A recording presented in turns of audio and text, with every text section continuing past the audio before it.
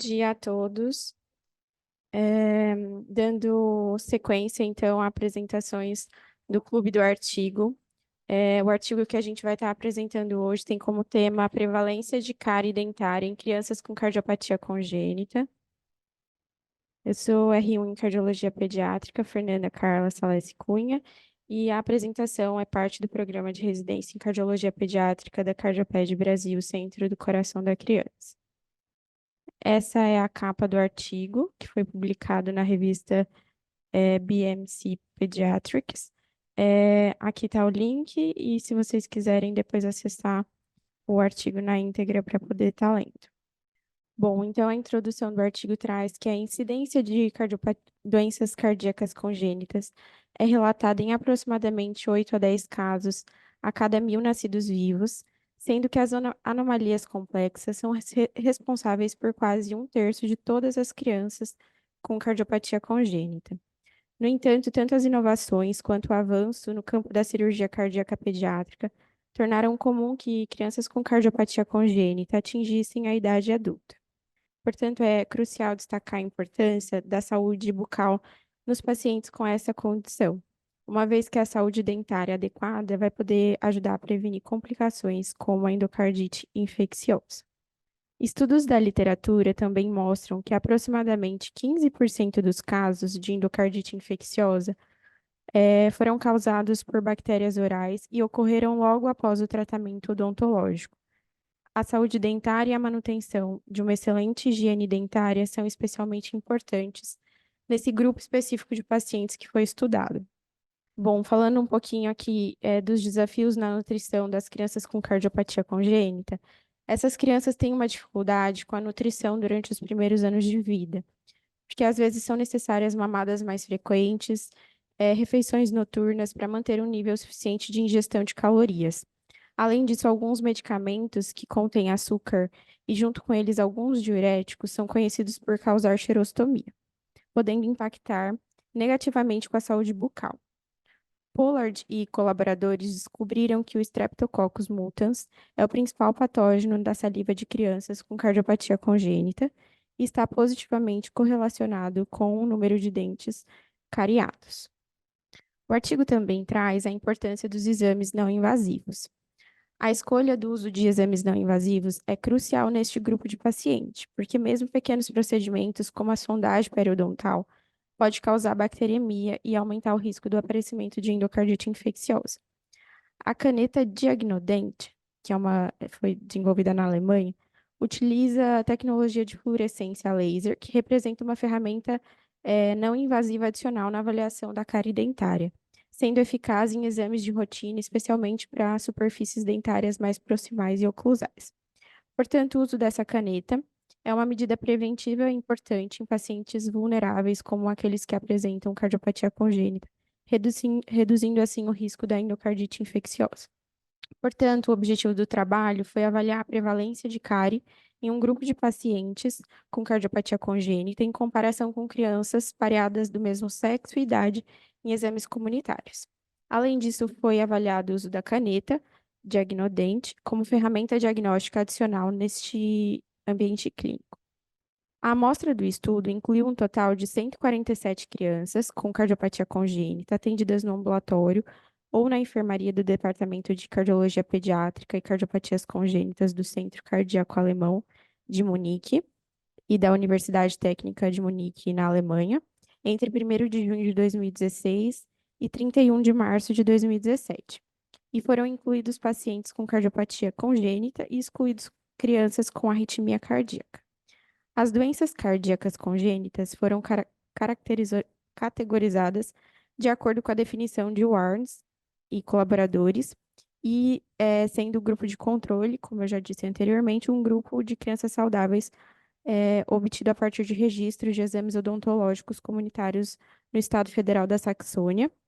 Esses exames foram realizados em crianças de 3 a 17 anos durante o ano de 2015 a 2016. E os dentes descidos não foram incluídos após os 10 anos de idade. E o artigo respeitou todos os aspectos éticos necessários. Bom, então, o artigo traz que o delineamento do estudo foi prospectivo, porém, estudando melhor o artigo, nós concluímos que é um estudo transversal contemporâneo. Foram atendidos 81 meninos e 66 meninas com cardiopatia congênita, e estes realizaram um exame odontológico e, adicionalmente, uma avaliação com a caneta diagnodente. Este grupo de estudo, composto por pacientes com cardiopatia congênita, foi comparado a um grupo de controle epidemiológico saudável na Alemanha.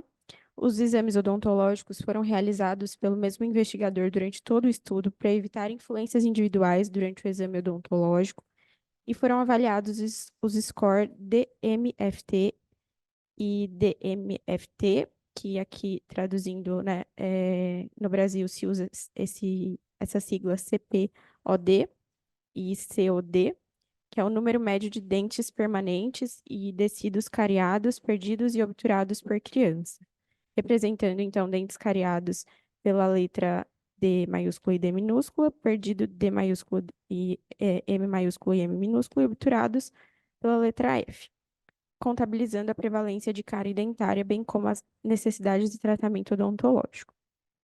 Ainda na parte de método, a análise estatística foi realizada, né, calculada a média de desvios padrões e realizado o teste de significância. Para valores normalmente distribuídos, foi realizado o teste T, e para valores sem distribuição normal, foram utilizados os testes de Mann-White e Kruskal-Wallis, e a significância estatística foi definida como alfa igual a 0,05. Aqui na parte de resultado, então, o estudo trouxe que 81 crianças foram do sexo masculino, 66 do sexo feminino, que foram incluídas nesse estudo. 91 pacientes foram atendidos como pacientes ambulatoriais, enquanto 56 foram pacientes internados na enfermaria pediátrica do German Heart Center. A idade média dos pacientes foi de 11 anos, com desvio padrão em 4 anos.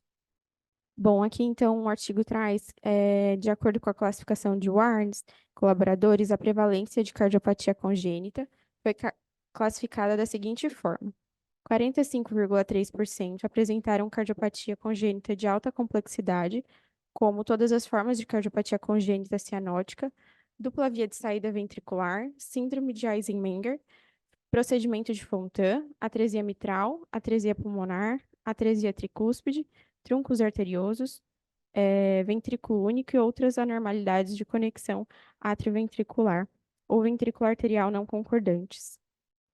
42,7% de complexidade moderada, incluindo fístulas aortoventriculares esquerda, coarctação de aorta, defeito de septo atrioventricular, anomalia de Ebstein, drenagem anômala total ou parcial, persistência do canal arterial, tetralogia de Fallot, estenose subaórtica, obstrução da via de saída do ventrículo direito, CIA tipo venoso, estenose pulmonar moderada a grave, e 12% desses pacientes ficaram como uma baixa complexidade com defeitos como malformação congênita da válvula aórtica isolada, da válvula mitral, forame oval pérvio ou CIA pequena, estenose pulmonar leve, CIV corrigida sem defeito residual, canal arterial previamente ligado e condições reparadas, como CIA reparada sem defeito residual. Nessa tabela, o estudo comparou os índices de cárie em diferentes faixas etárias entre crianças com doença cardíaca congênita e controles saudáveis.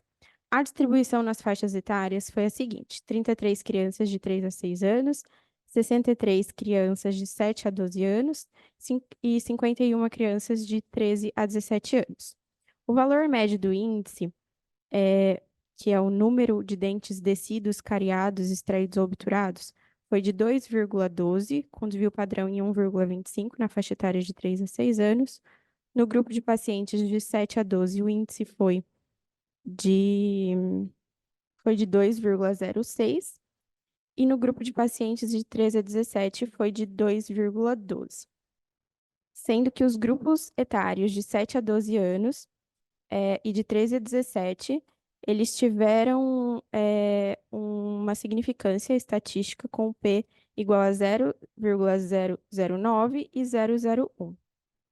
Portanto, esses resultados sugerem que os pacientes com doença cardíaca congênita tendem a ter índices de cáries mais altos do que o grupo de controle saudável, embora as diferenças só tenham sido nesses últimos dois grupos, como eu falei anteriormente.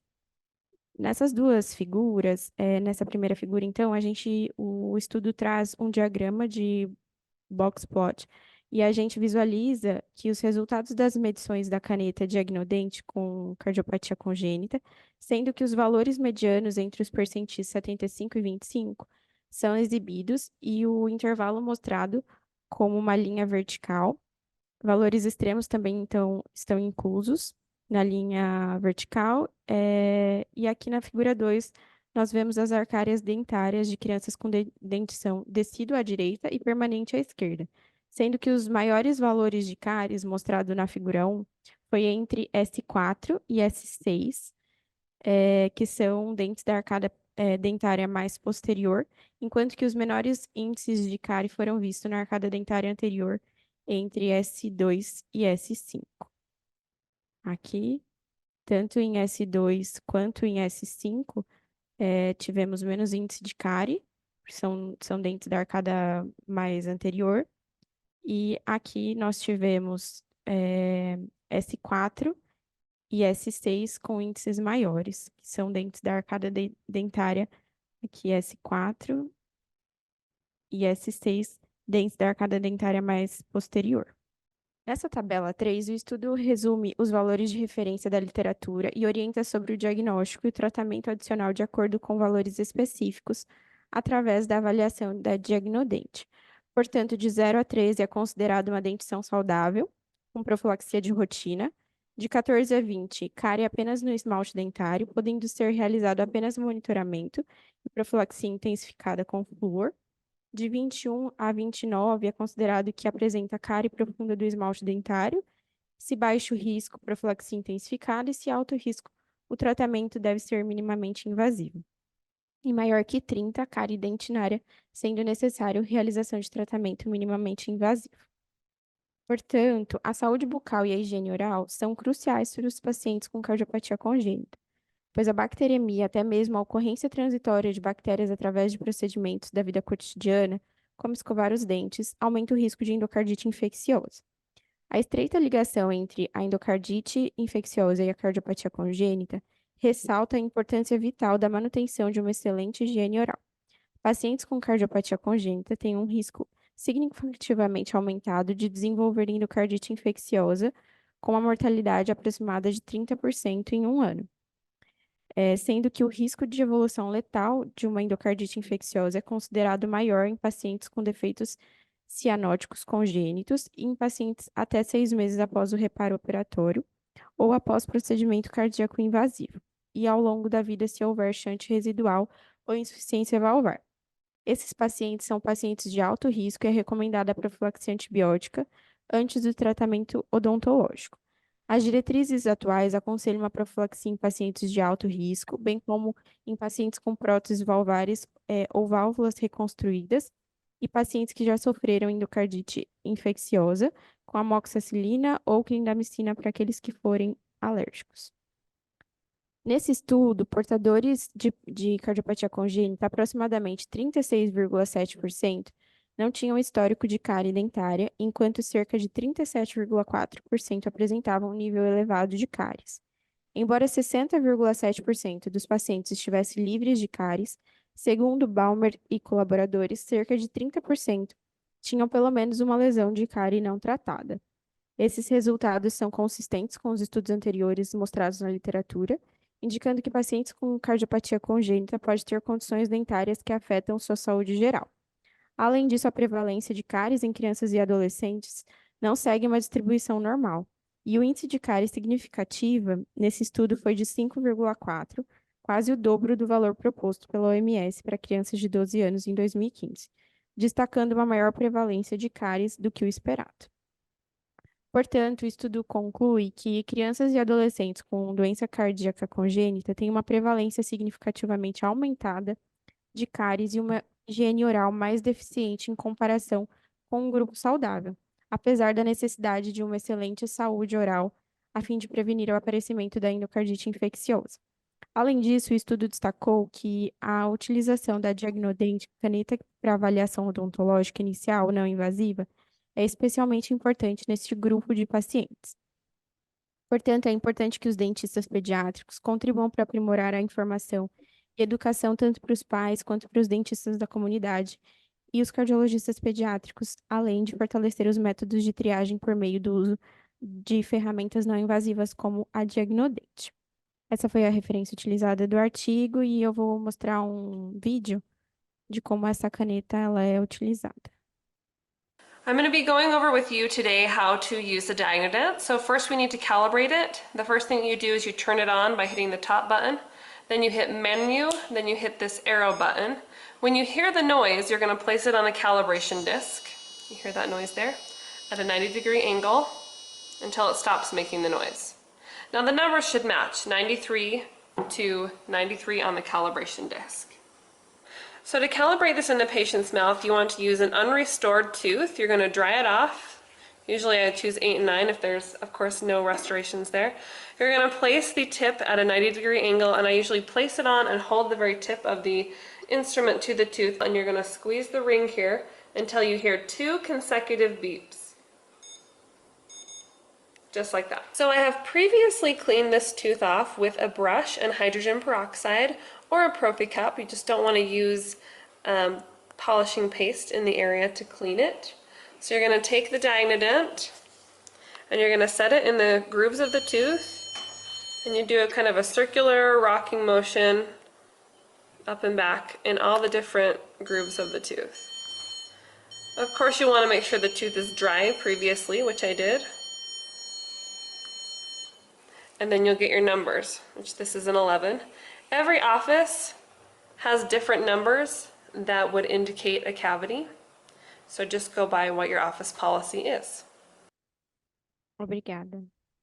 Bom dia a todos. Então, o artigo de hoje, prevalência de cáries dentais em crianças com cardiopatia congênita. Um artigo bastante recente, publicado numa revista de bastante impacto. Classificando o trabalho, é um trabalho nitidamente quantitativo, né? Fala em prevalência, etc. Ele é de campo, porque não houve acompanhamento dos pacientes. É transversal contemporâneo, como ele próprio diz no título, um estudo de prevalência. Então, todo estudo de prevalência é transversal e, consequentemente, a finalidade são avaliações de prevalência. No caso, a prevalência de cáries dentais em cardiopatas congênitos. Bom, o background do estudo, a Fernanda salientou bem, o problema é o risco, né? Pacientes com cáries têm, principalmente com cardiopatia congênita, um grande risco para a ocorrência de endocardite infecciosa. E sabemos as grandes consequências secundárias a uma endocardite.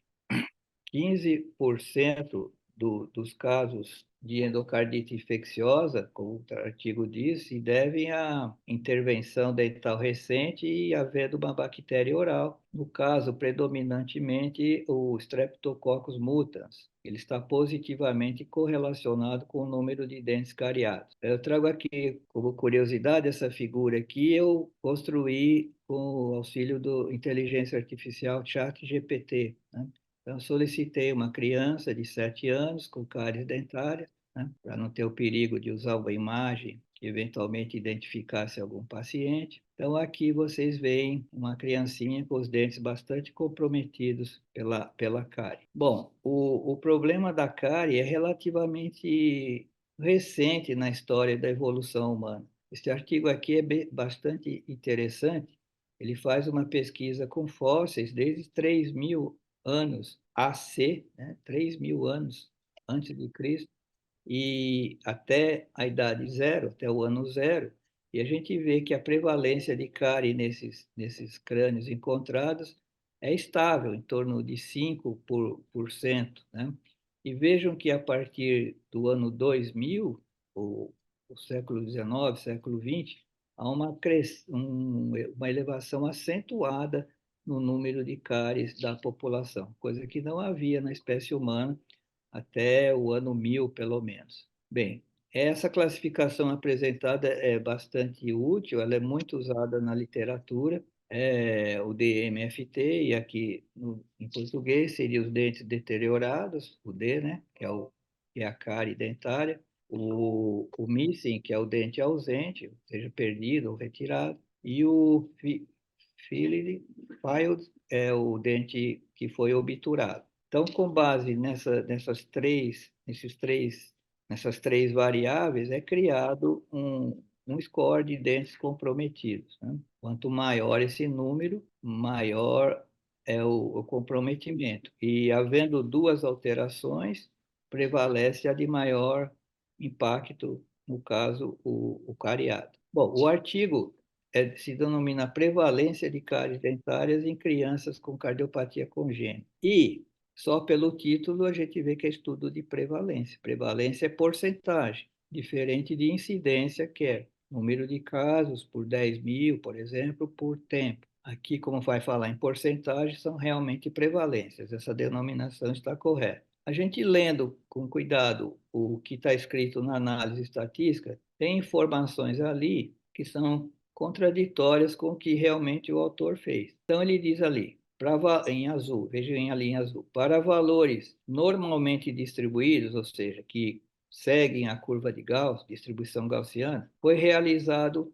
o TST. Tudo bem, seria isso correto. Todo TST se faz quando a distribuição é gaussiana. E para valores que não tinham distribuição normal, foi usado o teste Mann-Whitney ou então Kruskal-Wallis. Mann-Whitney é corretamente usado em testes em distribuições não gaussianas e ele compara medianas em vez de médias como o TST. E o Kruskal-Wallis também compara medianas, mas quando existem três ou mais grupos. E depois a significância estatística foi definida como alfa de 0,05. Aqui é um certo engano, porque, na verdade, o que a gente define como significância estatística é o P, o valor do P. Alfa é o erro que a gente aceita correr de dizer que as coisas são diferentes quando, na verdade, elas não são. Então, ele admitir o erro alfa não tem a ver com significância estatística. Significância nós vemos pelo valor do P. Se o P for menor que 0,05, então há uma diferença estatisticamente significante. E ele concluiu lá para o fim que 38,8% dos pacientes mostravam pelo menos uma lesão não tratada, uma lesão de cárie não tratada, uma prevalência muito alta, né? 38,8% é uma prevalência muito alta, e levando em consideração aquela mensagem que ele dá de início sobre o risco de endocardite, é um alerta que ele nos dá para o cuidado que se deve ter com todos os nossos pacientes. Bom, aqui é um pequeno resumo, mostrando quais os testes mais adequados para se fazer. Então, quando é uma variável gaussiana, como está nesse oval vermelho aqui, realmente é o TST, pode ser pareado ou não pareado, ou análise de variância quando são três ou mais grupos. E quando não é gaussiano, para dois grupos, pode ser o Mann-Whitney ou Kruskal-Wallis, e quando é pareado, o Wilcoxon ou Friedman. Ele falou corretamente que iria usar o TST, ou Mann-Whitney, ou Kruskal-Wallis, só que no mundo real, quando a gente vai analisar, gostaria que vocês pensassem aí como comentar esse resultado que eles apresentam. Ele diz que o índice DMFT da casuística dele foi 2,12 mais ou menos 1,25. Sempre que a gente mostra o valor desse modo, um número mais ou menos outro número, eu estou falando média e desvio padrão. Média e desvio padrão só se pode fazer por variáveis quantitativas contínuas que tenham distribuição gaussiana.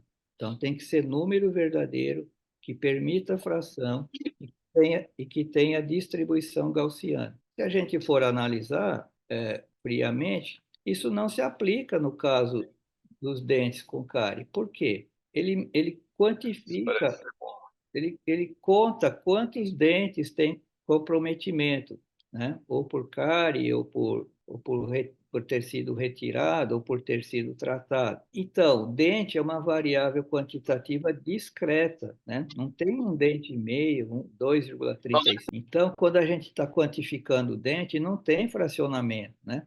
Então, falar o índice 0,99 no grupo controle contra 2,12 no grupo com cardiopatia congênita, Vejam que não deu diferença estatística, porque está maior que 0,05, enquanto que no grupo de 7 a 12 anos e 13 a 17 houve diferença estatística, mas a apresentação sempre com essa vírgula, né? Ele tirou média, ele fez média. Bom, não é um erro específico do trabalho, porque a literatura, eu peguei um exemplo aqui, vários exemplos da literatura, aqui é um artigo grande feito em Portugal, vejo, sempre os índices aparecem com vírgula, né? E com vírgula e mede desvio padrão, o que é incoerente com a variável. A variável quantidade de dente, uma variável quantitativa discreta. Quantitativa discreta não pode fazer média. Aqui, o certo seria fazer mediana. Mas como o padrão internacional é fazer a média, tudo bem, vamos aceitar. Mas vale a pena vocês lembrarem disso quando estiverem fazendo trabalhos ou analisando outros, ter atenção para esse item. Por que isso é importante? Ele fez média. Média só serve, só pode fazer média com variável quantitativa contínua. Quantidade de dente é uma variável quantitativa discreta. Então, ele teria que fazer cálculos com base em medianas. E uma outra prova que não podia fazer média é que quando ele apresenta os dados dos índices de acordo com os restantes aqui da cavidade bucal, vocês vejam que a distribuição é muito assimétrica, né? Aparecem esses valores com estrelinha ou com bolinha. O que quer dizer isso? A estrelinha é um outlier extremo e o moderado, o círculozinho é um outlier moderado. Então, quando a distribuição é gaussiana, não existem outliers, porque ela é uniforme, ela é simétrica. Então, o fato de ter muitos outliers em todos as regiões aqui da cavidade oral que ele examinou, mostra que a distribuição não era gaussiana. Então, se não era gaussiana, o TST não se aplica. E vejam, ele diz aqui na tabela 2 que essas comparações nas faixas etárias de 3 a 6 anos, 7 a 12, 13 a 17, vejo aqui embaixo da legenda, foi realizado o TST. Então, talvez se fizesse o certo, que seria o Mann-Whitney, poderia não haver diferença. Fica essa pequena crítica aqui ao método estatístico. Como eu disse, não é um erro próprio dele, porque a literatura toda faz média, mas o correto seria mediano.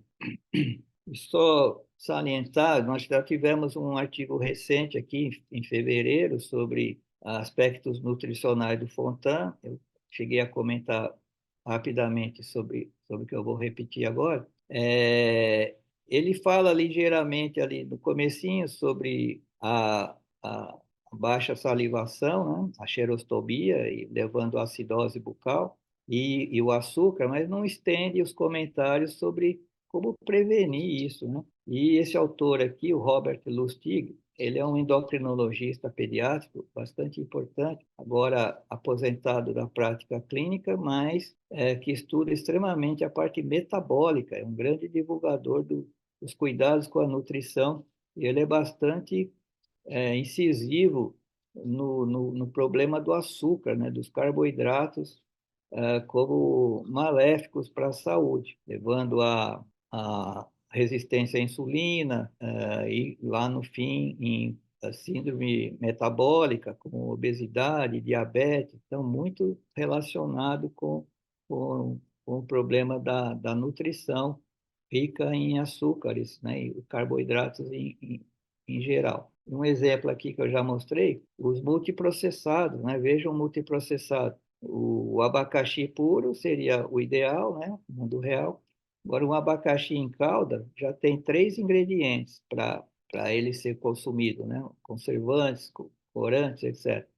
E num suquinho de abacaxi em pó, que a gente compra essas caixinhas, 21 ingredientes. O multiprocessamento é um elemento bastante nocivo, então. Por quê? Porque vai levar tanto a glicose quanto a frutose, que é o açúcar das frutas, uma grande produção de gordura no fígado, né? A doença gordurosa hepática, que antes era restrita aos adultos, né? Alcoólica também, e agora não alcoólica, aparece muito em crianças, muito relacionado isso com a alimentação, um cuidado que a gente deve ter. Vejam um fígado normal e um fígado gorduroso, como vai sendo, então, muito destruída a sua fisiologia, seu comportamento, e esse fígado gorduroso está muito relacionado com doenças crônicas, cardiológicas, câncer, Alzheimer, tudo isso lá no futuro. Um comentário também sobre a flora bacteriana, que ele comentou do Streptococcus mutans, que está muito frequente agora e muito relacionado com o aparecimento de cárie, isso ele fala no artigo, e aqui uma referência desse autor que eu mostrei agora, o Robert Lustig. Veja, essa bactéria também é recente na nossa vida. Veja, no período mesolítico, período neolítico, na Idade do Bronze, mesmo na Idade Medieval, aqui nossa, o Streptococcus mutans seria uma barrinha cinza. Então, vejo que lá no Mesolítico, nada desse Streptomutans, nem no Neolítico, nem na Idade do Bronze um pouquinho, e agora, na Idade Moderna, predominando sobre o Porphyronoma gengivalis, que era o mais frequente. Então, vejam, isso está relacionado com o açúcar. Por quê? A glicose, a frutose, a sucrose, a sacarose, né, a frutose e a glicose, elas são os que dão maior impacto sobre a acidez. Então, o pH fica em 5 na cavidade bucal. E os outros, sorbitol, amido, lactose, eles não são tão acidófilos ou acidificantes como isso aí, como a glicose, a frutose e a sacarose. Então, ressaltando novamente o cuidado que temos que ter com esse aspecto. Então, em termos de pontos positivos, eu considerei o artigo muito bom no sentido de alertar, né, o cuidado que nós devemos ter com o cuidado, tratamento dental, a higiene o tratamento dos nossos pacientes que são cardiopatas e, portanto, com maior probabilidade ou maior risco de apresentarem cáries, tanto pelas alimentações excessivas, às vezes, ou uma liberação maior no uso de guloseimas, e isso aumenta o risco de cáries. Como ponto negativo, não por culpa do artigo, mas saliento que a estatística pode estar falha porque usou testes paramétricos em vez de não paramétricos e chamou pouca atenção para os aspectos profiláticos da cárie em termos nutricionais. Um grande abraço a todos.